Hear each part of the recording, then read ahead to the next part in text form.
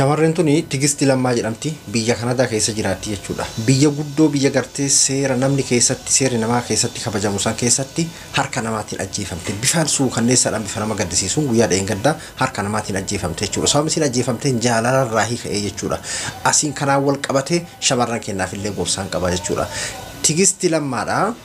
Tigisti lammaa nama sabboontuu nama oromummaa isii akka malee jaalatu nama barumsaan jabaa nama gartee sadarkaa barumsaatiin fagoo irra gaheedha biyya Kanadaa keessa bakka jiraattutti nama lammii Eeltiraa Tigraay illee jedhama garuu lammii Eeltiraas jedhama san addaan baane jechuudha sababa jaalalaatiin harka namaatiin ajjeefamte jechuudha. Kanaafuu waa'ee kanaatiin wal qabatee shamarran keenya hedduminaan biyya namaa keessa jiraattan waa'ee kanaa irratti waa'ee jaalalaan wal qabatee dhaamsa jabaan isiniif qaba. Wanni akkana kun heddumina shamarran keenya mudachaas jira, mudachaa tureesi, mudachuus danda'a jechuudha.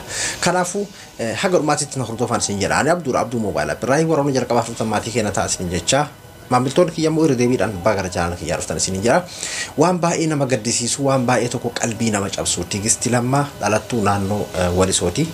Bifa nama suukanneessuun, bifa baay'ee tokko nama jibbisiisuun hoteela isiin hojjettu keessatti jechuudha biyya Kanadaa Toronto magaalaa guddittii biyyattii keessatti jechuudha. Toronto jechuun magaalaa Kanadaa guddittii keessatti. Kanadaa jechuun biyya addunyaa kanarraa mirgi namaa itti eegame biyya dimokiraasiin beekamtu addunyaarra sadarkaa tokko faratti argamte yoo jedhame waan nama qaanfachiisuu miti jechuudha. Biyya akkasiisan keessatti hoteela isiin hojjettu keessatti jechuudha namni duraan wal jaalatanii jaalalaan waliin turan jedhama. Namni duraan wal jaalatanii jaalalaan waliin turanii waan shakkuuf sababa gartee shakkiin hinaaffaan garaagaraa keessa jiruu fi bakka isiin dalaydu hoteela isiin dalaydutti dhaqee ableedhaan bakka hedduu waraanee dhiiga isii gannaqee ummata keessatti jechuudha namoota keessatti magaalaa keessatti dhiiga isii gannaqee bakka hedduu waraanuudhaan ajjeesee jechuudha. Inni haa to'annaa seeraa jalallee oolu biyya guddate sana keessatti maal seetan fakkeenyaaf yoo ati namaa wal loltee namaa wal tumtee namni addaan sin qabu akka biyya keenya san jechuudha. Poolisa sitti yaama malee yookiin ammoo poolisa jedhee poolisa sitti yaama malee addaan sin qabu jechuudha. Tigisti lammaa silaa gartee akka biyya keenya taate lubbuun isiin hafa ture yeroo ofirraa dhoorgaa turte jechuudha. Isiinis qeerree jabduudha. Qeerritti jabduudha ifirraa ittisaa akka malee ofirraa dhoorkaa turtee jedhama. Warroonni isii bira jiran hogguu himanii ifirraa dhoorgaa turtee jedhan. Ifirraa ittisaa turtee garuu inni itti qophaa'ee isii ajjeesuudhaaf ka dhufe waan ta'eef bakka hedduu waraanee dhiigni isii hedduu waan jigeef yeroo hospitaala geessanitti lubbuun isii dabartee jirti jechuudha. Wanni kun sababa hinaaffaa irraa itti ka'edha. Gurbaan kun lammii Eeltiraati illee jedhama, Tigraay illee jedhama, addan beekamu jechuudha. Garuu lammii Eeltiraa akka ta'amedha kan inni shakkamu. Abbaa barbaade haa ta'u kan Oromoo kan akkana hojjetullee kan Amaaraa kan Tigree kamiyyuu sabni kamiyyuu hinaaffaa abbaa rabbiin irra kaahee hinaaffaa namni qabu kamiyyuu waan akkana lubbuu namaa balleessu waan akkana kananii hojjetaa jechuudha. Amma sababa shakkii irraa ka'eedha yookiin ammoo natti garagalti nama biraa jaalatti waan jedhu shakkii irraa waan ka'eedha namatti fakkaata. Gadda baay'ee tokko qalbii nama cabsuudha. Biyya silaa mirgi namaa keessatti eegamu beeki biyya sanitti yoo karaa rabbiitiin duusa ta'e malee namni laaftumatti akka biyya keenyaa kana jechuudha yookiin ammoo mootummaan dantaa siyaasaatiif akka karaa gubbatti arraaggafuun tun hin jirtu. Biyya san baay'ee tokko mirgi namaa eegamaadha. Garuu gaafa ka guyyaan kee gahee rabbiin homa fedhe sitti sababe kuno sababa jaalalaa faadhaan jechuudha. Biyya dimokiraasii hattaa yoo jaarsa keetu ta'e biyya san keessatti yoo jaarsa kee kamana jiruyyuu ta'e hin barbaadu yoo jette mirga keeti jechuudha. Qabanis irra gabbaasan jaarsa keessanuu biyya akkasiisan keessatti jaalalleen isii hoteela keessatti akkasitti waan waraanee ajjeese jechuudha. Waan baay'ee qalbii nama cabsuudha. Nama gartee garaa lafaa dhufa faamilii isiitii fi biyya kanaaf waan guddoo hojjettuu nama danda'uudha. Qeerreen tun qeerree jabduu nama barate nama barumsa jabaa qabuudha. Nama sabboonummaa Oromoo akka malee qabuudha. Nama Oromummaa isii akka malee jaalatuudha. Nama sabboontuudha. Maraafuu isii biyyan taa salphattu maatii isii rabbiin haa jajjabeessu jenna. Garuu shamarran keenya waan akkana kanarra dandamachuudhaa fi an akka obboleessa keessanii tokkotti waa'ee jaalalaatiin wal qabatee dhaamsa jabaan isiniif qaba. Dhaamsi an isiniif qabu maalinni kana gara shanyummaatti hin fudhatina. Shanyummaaf osoo hin taane furmaataaf fakkeenyaaf amma jalqaba irratti shamarran keenya waan takkaan osoo mee gara dhiiraatti hin dabarre jechuudha. Shamarran keenyaaf maal dhaamuu barbaadeeti yeroo hedduu shamarran tokko tokko jira warra dhiira hinaafsisuu barbaadan. Warra dhiira hinaaffaa keessa galchuu barbaadantu jira. Dabree jechuudha hundaa miti shamarran tokko tokko jechuudha.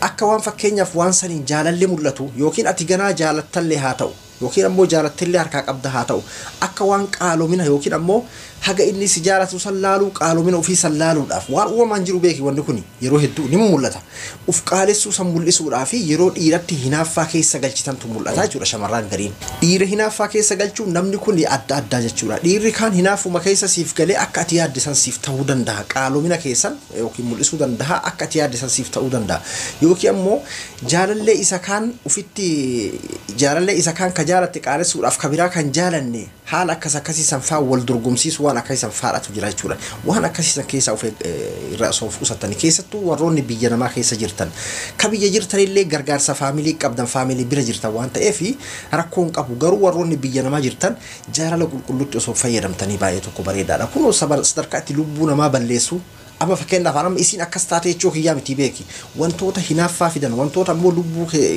dhiirota garan taanetti oofan akkasuma ammallee beeki shamarranillee akkasuma dhiirarrattillee akkas ta'uu danda'ani kanaafuu waan akka isanirraa osoo fagaattanii shamarran keenya baay'ee tokko bareedaadha inni wanni kun maaliif isin miidhagina guddaa takka bultii keessattillee akka cubbuu yookiin ammoo waan isin fakkeenyaaf gaafa jaalala gaafa gartee dardarummaa qabdan jaalala keessatti ittiin qoostan yookiin ammoo ittiin dabarstan kana bultii keessatti isin fatanuu danda'a waan ta'eef jaalala qulqulluutti osoo fayyadamtanii nama dhugaan jaalattan baagiraawunda isaa laaltanii haala saniin osoo jaalattanii baay'ee tokko bareeda isiniifis jechuudha kunoo wanni hinaaffaa qabu lubbuu nama balleessuu danda'a amma namoonni garii hinaaffaa jaalalatti nama beeku jira hinaaffaan badaadha hinaaffaan yeroo guddate lubbuu namaa balleessa bultii namaa diigaa akkuma agartan kana amma gurbaan kun jibbeetii miti jechuudha sadarkaa itti hinaaffaa keessa seeneeti lubbuu fi to'achuu dadhabuudhaan shakkiidhaa akka ka'e ajjeeseera jaalalli dirqiidhaa silaa hin jiru innis akkas hin turre jechuudha yooma isiin hin fedhinillee isiinis mirgisiiti inni illee dhiisee ta biraa barbaadachuu malee jechuudha kanaafuu inni biraa ammoo maalinni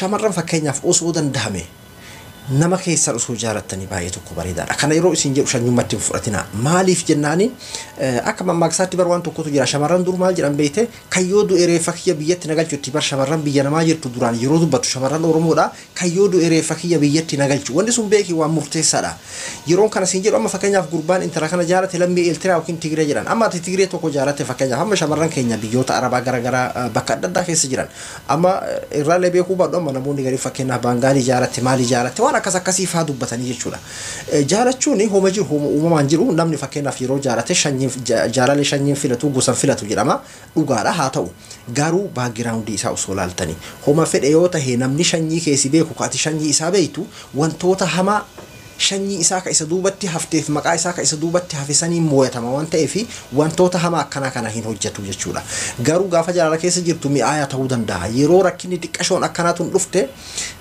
waan hammaata akkana kan sadarkaa lubbuu itti wal balleessuu kanatti tarkaanfatuu danda'a jechuudha kana yeroo isin jedhu shanyummaaf osoo hin taane osoo nama keessan jaalattanii osoo gosa keessan jaalattanii osoo nama biyya keetii jaalatte osoo nama saba keetii jaalatte baay'ee tokko bareedaadha keessattuu shamarrantu miidhama namni laafaan shamarri yoo gartee malaan karaa adda addaatiin si miite malee humnaan akkanatti kaatee yoo si miidhatte humnaan waan dhiiraa gadi taateef jecha hin dandeessu jechuudha garuu shamarran keenya laafatti miidhamuu danda'anii jechuudha kanaafuu shamarran keenya osoo saba keessan jaalattanii ammas nama jaalatan yoo alagaa ta'e iyyuu baagiraawundii isaa qoradhaa akkami namni sun ka jedhu laala lammaffaa eegitti dabalamtanii jechuudha nama san haala waan inni yaadutti jiru nama hinaaffaa qabu ta'uu fi nama shakkii garagaraa qabu yoo ta'e sirriitti of eeggachuu qabdan jaalalaa fettanii jaalalatti hin fudhatina namni jaalala keessatti shakkiin jiraannan jaalala keessatti hinaaffaan jiraannan jaalala waan jedhu jiru badaadha waan akkasii sun lubbuu namaa balleessaa jechuudha namni akkasii yookiin uf balleessaa yookiin si balleessaa jechuudha kanaafuu shamarran keenya ka biyya namaa jirtan waan akkanaa kana warri silaa jaalattanii bultii keessa jirtan saba biraallee haa ta'u ka jaalattanii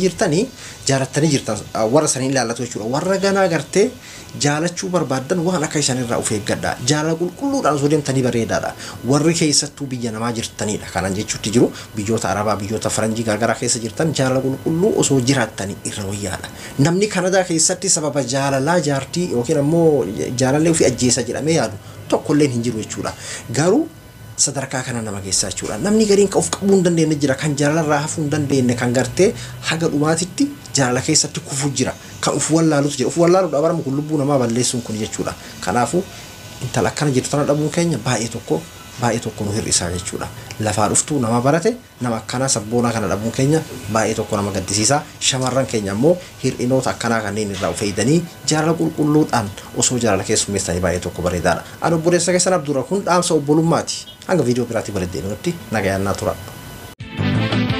yookiin hojjadhu yookiin baradhu lameen irraa tokko filadhu muslukumarraa fagaadhu.